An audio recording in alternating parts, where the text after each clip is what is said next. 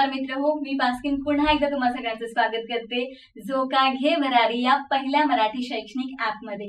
मित्रहो, आतापर्यंत आपण भारतातील प्राचीन काळातील इतिहास लेखन, मध्ययुगीन काळातील इतिहास लेखन आणि आधुनिक काळातील इतिहास लेखन जे आहे त्याचा सविस्तर आढावा घेतलेला आहे। मित्रहो, जर तुम्ही भारताचं जे काही इतिहास लेखन आहे त्याचा चिकित्सकपूर्वक अभ्यास केलात तर तुमच्या समोर इतिहास लेखनाचे अनेक प्रवाह जे आहेत ते नक्कीच येतील। तर या प्रवाहांना आपण प्रणाली असं देखील म्हणू शकतो। तर यांचा सविस्तर आढावा आता आपण घेणार आहोत। तर पहिल्यांदा आपण पाहूयात वसाहतवादी इतिहास लेखन। मित्र, वसाहतवाद म्हणजेच काय, तर एखादा देश जो आहे त्यानं आपलं आर्थिक बळ, त्याचप्रकारे लष्करी बळ जे आहे याच्या जोरावर दुसऱ्या देशावर अधिपत्य गाजवून तेथील जी काही जनता आहे तिचं शोषण केलं जातं, तर याला आपण वसाहतवाद असं म्हणतो। मित्रहो, भारतामध्ये जे इतिहास लेखन आहे त्याला सुरुवात करणारे जे काही ब्रिटिश इतिहासकार होते त्यांच्यामध्ये खास करून ब्रिटिश अधिकारी आणि धर्मप्रसारक जे आहेत तर यांचा समावेश केलेला पाहायला मिळतो। ज्या वेळेला ब्रिटिश भारतामध्ये आले त्यावेळेला त्यांच्या एका हातामध्ये बायबल आणि एका हातामध्ये तराजू होता। साहजिकच आहे की त्यांच्यावर वसाहतवाद जो आहे, हे जे धोरण आहे त्याचा प्रचंड प्रभाव जो आहे तो पाहायला मिळतो। तर अनेकांनी भारतीय संस्कृती गौण ठरवून जे काही लिखाण आहे ते केलेलं पाहायला मिळतं आणि एकंदरीत जी काही ब्रिटिश राजवट होती, सत्ता जी होती तिचं समर्थन केलेलं पाहायला मिळतं। मित्रहो, 1922 ते 1937 या काळामध्ये केम्ब्रिज हिस्ट्री ऑफ इंडिया हा जो ग्रंथ आहे तो लिहिण्यात आला आणि त्याचे 5 खंड जे आहेत ते प्रसिद्ध करण्यात आले। पहा, याच्यामध्ये खास करून जे काही वसाहतवादी दृष्टिकोन आहे तो पाहायला मिळतो। तर पहा, ज्या वेळेला भारतामध्ये ब्रिटिश आले त्यावेळेला एका हातामध्ये तराजू आणि एका हातामध्ये बायबल घेऊन आला असं आपण सुरुवातीलाच म्हटलं। पहा, तर तराजू जे आहे ते व्यापाराचं प्रतीक आहे आणि बायबल जे आहे ते धर्मप्रसाराचं प्रतीक आहे। तर एकंदरीत भारतीय लोक जे आहेत त्यांच्यावर वचक बसवायचा असेल तर भारतीय संस्कृती, परंपरा, इतिहास हा किती गौण आहे, म्हणजे बुरसटलेल्या विचारांचा आहे, हे भारतीय जनमानसाच्या मनावर ठसवायचं होतं आणि एकंदरीत जो काही भारताचा इतिहास आहे त्याच्यामधून नवीन काही निर्माण होऊ शकत नाही असा अजेंडा रेटायचा होता। तर त्या दृष्टिकोनातून हे जे इतिहास लेखन जे आहे ते झालेलं पाहायला मिळतं। मित्रहो, आता आपण प्राच्यवादी इतिहास लेखन प्रणाली जी आहे तिचा सविस्तर आढावा घेणार आहोत। तर पहा, युरोपीय देश जे आहेत तर याच्यामध्ये अनेक अभ्यासक होऊन गेले की ज्यांना पूर्वेकडील देश आणि त्याची संस्कृती जी आहे तर तिच्याबद्दल नेहमीच कुतूहल वाटत होतं। तर एकंदरीत हे जे युरोपीय अभ्यासक होते त्यांनी पूर्वेकडील संस्कृती जी आहे, पूर्वेकडील देशांची जी काही संस्कृती आहे त्याच्याबद्दल त्यांच्या मनामध्ये एक आदर होता, एक कौतुक होतं। तर यांनाच आपण प्राच्यवादी असं म्हणतो। तर प्राच्यवाद्यांचे अभ्यासाचे विषय पाहायला गेला तर ते आहेत भारतीय वाङ्मय आणि संस्कृत। तर एकंदरीत संस्कृत भाषा आणि युरोपीय भाषा जी आहे याच्यामध्ये जे काही साधर्म्य आहे त्यांचा अभ्यासाने केला होता आणि हे साधर्म्य लक्षात घेता एखादी इंडो युरोपियन भाषा जी आहे ती या दोन्ही भाषांची भाषा जननी असावी असं या प्राच्यवाद्यांनी मत मांडलं होतं। पहा, 1784 मध्ये सर विल्यम जोन्स जे आहेत तर यांनी कोलकाता या ठिकाणी जी काही एशियाटिक सोसायटी आहे तिची स्थापना केली आणि एकंदरीत भारतीय वाङ्मय आणि भारतीय इतिहास जो आहे तर त्याच्या अभ्यासाला याच्यातून चालना मिळाली असं आपण म्हणू शकतो। तसंच पहा की प्राच्यवादामध्ये जर तुम्ही विचार करायला गेलात तर फ्रेडरिक मॅक्सम्युलर जे आहेत तर यांचं नाव प्रामुख्याने घ्यावं लागतं। तर पहा, मॅक्सम्युलर जे आहेत ते काय म्हणतात की संस्कृत भाषा जी आहे ती इंडो युरोपीय भाषा गटातील एक प्रमुख प्राचीन अशी शाखा आहे।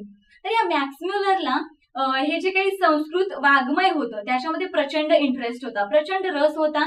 तर त्याने अनेक भारतीय जे काही संस्कृत ग्रंथ आहेत त्यांचं रूपांतर जे आहे ते जर्मन भाषेमध्ये केलेलं पाहायला मिळतं। याच्यामध्ये खास करून जे काही संस्कृत भाषेतला हितोपदेश हा जो काही ग्रंथ आहे त्याचा अनुवाद त्याने जर्मन भाषेमध्ये केलेला पाहायला मिळतो। The secret books of the East या नावाचा जो काही ग्रंथ आहे याचे जवळजवळ 50 खंड जे आहेत ते त्याने संकलित केलेले पाहायला मिळतात। त्याच प्रकारे ऋग्वेद हा जो काही ग्रंथ आहे याचा देखील अनुवाद त्याने जर्मन भाषेमध्ये केलेला पाहायला मिळतो। मित्रहो, पहिल्या दृष्टिक्षेपातून तुम्हाला असं वाटेल की जे काही प्राच्यवादी होते तर यांनी एकंदरीत त्याची काही भारतीय संस्कृती आहे तिला युरोपमध्ये म्हणजे पसरवण्याचा प्रयत्न केलेला आहे।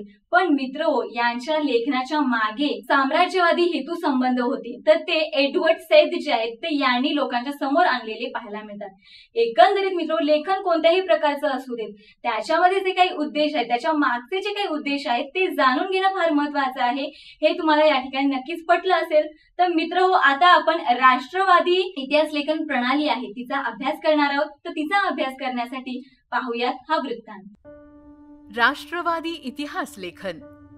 मित्रहो, भारतामध्ये आधुनिक शिक्षणाची सुरुवात लॉर्ड मॅकॉल यांनी केली हे तुम्ही जाणता.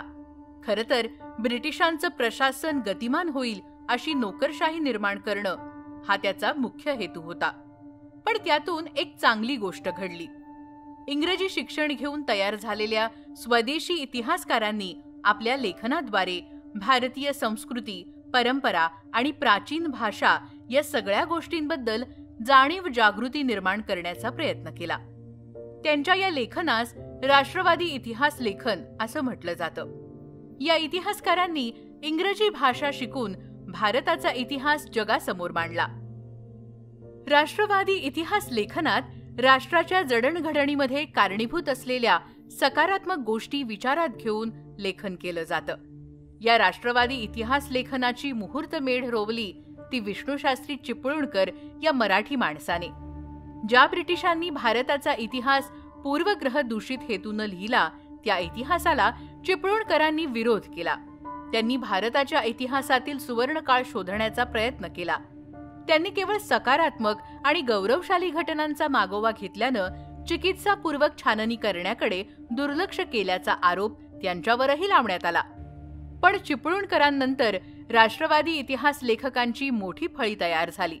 त्यामध्ये प्रामुख्याने महादेव गोविंद रानडे, रामकृष्ण गोपाळ भांडारकर, विनायक दामोदर सावरकर, राजेंद्रलाल मिश्र, रमेशचंद्र मुजुमदार, काशीप्रसाद जयस्वाल, राधा कुमुद मुखर्जी, भगवानलाल इंद्रजी, वासुदेव विष्णू मिराशी, अनंत सदाशिव आळतेकर ही प्रमुख नावे सांगता येतील.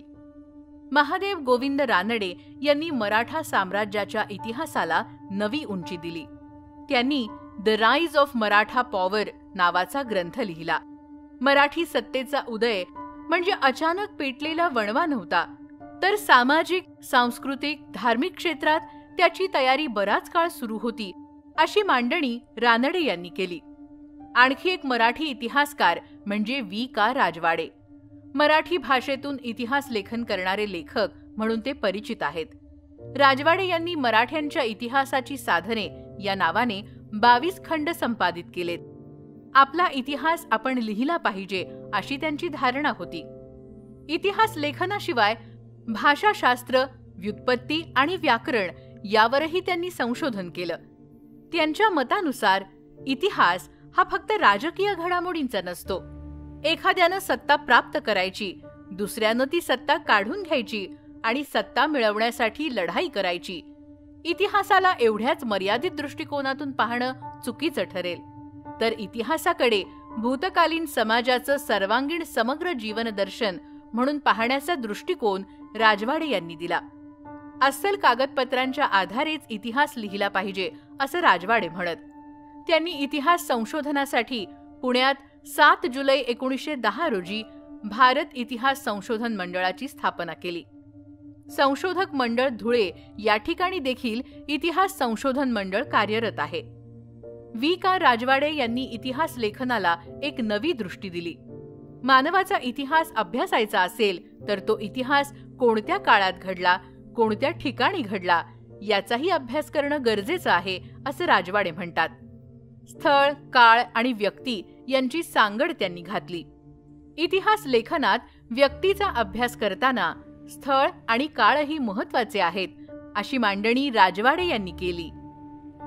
राष्ट्रवादी इतिहास लेखनाचं सुवर्ण पान म्हणून स्वातंत्र्यवीर सावरकरांच्या साहित्याकडे पाहावे लागेल. सावरकरांनी इंग्रजीमध्ये the Indian war of independence 1857 हा ग्रंथ लिहिला. मराठीत तो 1857चे स्वातंत्र्य समर म्हणून प्रसिद्ध आहे. स्वातंत्र्यपूर्व काळात या ग्रंथाने अनेक तरुणांना प्रेरित केलं.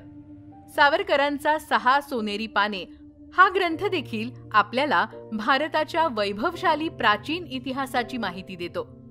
राष्ट्रवादी इतिहास लेखनाच्या प्रभावामुळे प्रादेशिक इतिहास लिहिण्यालाही चालना मिळाली. दक्षिण भारताच्या भौगोलिक वैशिष्ट्यांकडे इतिहास लेखकांचं लक्ष वेधलं गेलं. जो पूर्वग्रह दूषित इतिहास ब्रिटिशांनी लिहिला होता तो विसरून एका वैभवशाली इतिहास लेखनाला भारतीयांनी सुरुवात केली.